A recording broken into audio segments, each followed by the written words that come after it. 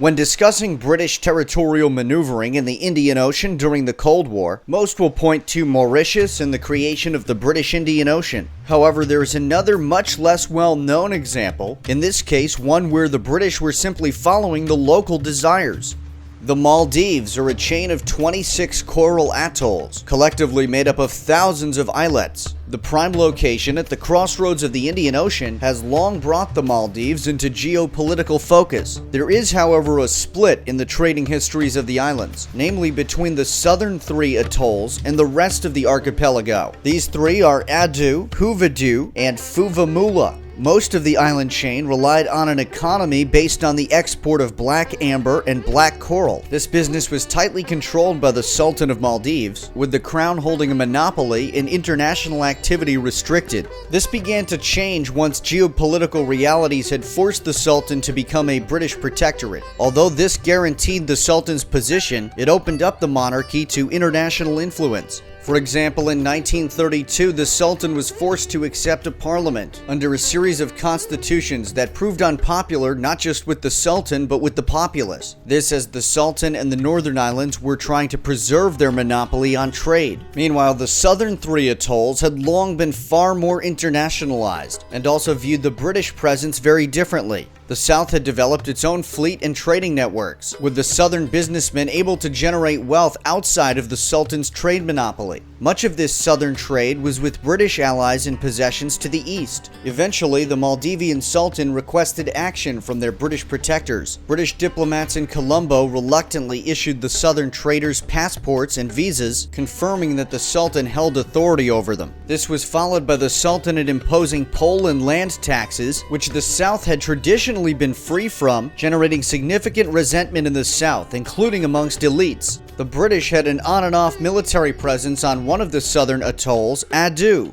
As part of the policy to rein in the South, the Sultan banned trade between the British in Adu and the locals, enraging Adu's trader aristocracy. Opposition to all of these measures, including riots, would take place on occasion but were bluntly put down. This would all eventually come to a head in the late 1950s as the pressures of the Cold War were converging on the islands. In 1957, the southerner Ibrahim Nasir was promoted to prime minister by the Sultan. However, the problems did not get better, and throughout 1958 and into 1959, calls for independence were made from within the southern atolls. The reasons for this spanned beyond just the trade and taxation concerns, as well as beyond the island's linguistic differences from the rest of the archipelago. They pointed to other financial concerns, including food prices, export controls, and problems with the availability of clothing, medicine, education, and other civic needs, as well as a lack of infrastructure and industry. There were also violent incidents involving members of noble families from the southern islands. The southern aristocracy was behind a move for independence. The Maldives Prime Minister of southern origin, Nasir, had ordered a halt to any further British construction on the island of Gan for their base in Adu. However, he would soon find himself on the opposite side of the conflict from his southern tribal compatriot Abdullah Afif.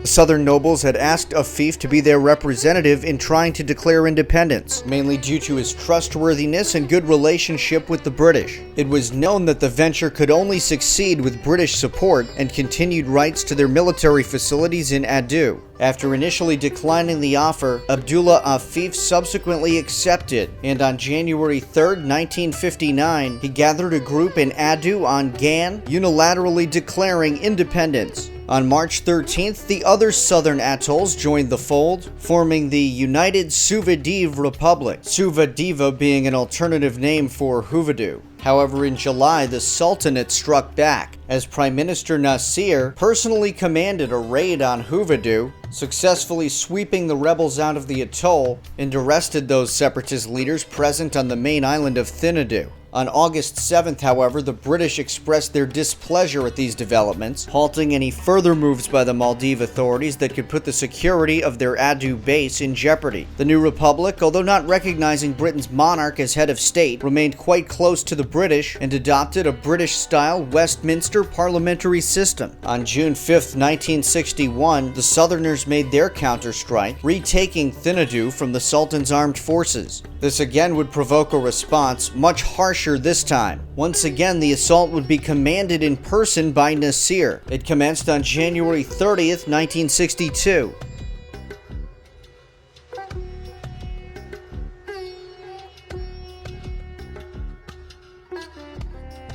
As Maldives forces approached, they attempted to capture one of the civilian vessels coming or leaving, intent on using it to land troops. These efforts were unsuccessful and a new strategy was drawn up. First, numerous rounds were fired across the sand berm that had been constructed. This drove home the seriousness of the situation. The Maldives forces then finally successfully captured one of the Dawani fishing boats, using it to dispatch a landing party, as well as capturing several effective hostages. One of these hostages was sent to the island with an ultimatum. When he tried to deliver the message, though, he was subsequently imprisoned by the pro-Republic Thinadoo Islanders. Thus, the standoff continued, although the next morning negotiations did briefly commence. During this time, a couple of civilians did surrender, though the majority continued to support holding out. Nasir did also secure the cooperation of a couple of Republic leaders who did not personally own any property in Thinadoo. They were brought in to help stage a landing of the fishing boats on the island. The Maldives forces did not proceed directly to business, instead taking the time to burn large trading ships around the island. As troops landed on the island, gunfire broke out. The Suvadiv leaders that came ashore with the landing party were directed to remove the flag, which had been hoisted on the main jetty in Thinadoo, and replace it with the flag of the Sultanate. Many of the locals responded to the gunfire by throwing stones. As the Maldives troops crossed the sand berm into the island proper, many of the residents fled and took refuge in a nearby schoolhouse. In the chaos, several buildings were burned down, including several boat launches, while numerous sacred altars were also destroyed.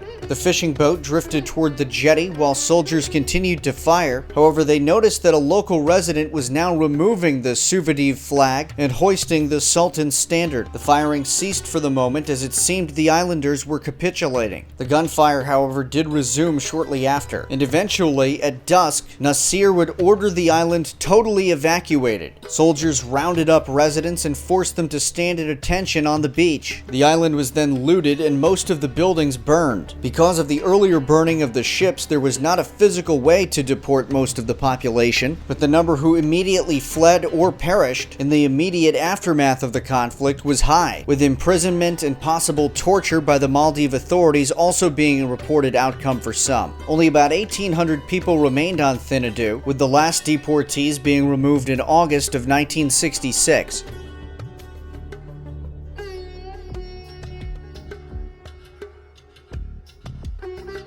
The other southern atolls did continue to hold out for the moment. However, the British were trying to find a way to resolve the crisis. On September 22, 1963, the British presented an ultimatum to the separatists, requesting that they once again recognize the sovereign authority of the Sultan in return for the population's continued employment in British facilities such as their base in Adu. The British even provided the materials to make the flag, which was subsequently hoisted in the dawn hours of the next day. The Republic's former president, Afif, was declared a traitor by the Maldive authorities. However, the British facilitated his escape into exile aboard the HMS Loch Lomond. Afif lived out his remaining years peacefully in the Seychelles, finally being allowed to return to Adu in 1993, and he would die later that year at the age of 77.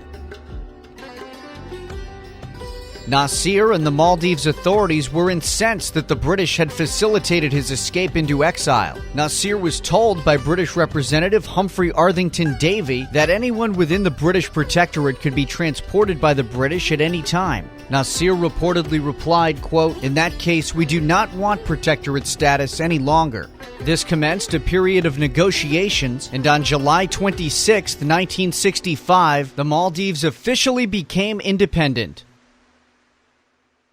However, the internal situation continued to be chaotic, and 3 years later, the monarchy was overthrown for a second time. A new republic was set up, which does remain to this day. In any case, the brief conflict in the South represents a fascinating yet forgotten chapter in the history of both the islands themselves and of great power geopolitics. Thank you so much for watching. If you liked this video, make sure to leave a comment and a like for the algorithm. For more content like this, make sure to subscribe to the channel and hit the bell button. Check out the project that forms the basis for these videos at apoliticalworldmap.org. And if you can, please sign up for our Patreon and keep the videos coming. Thank you again. I'm Alex. I am out.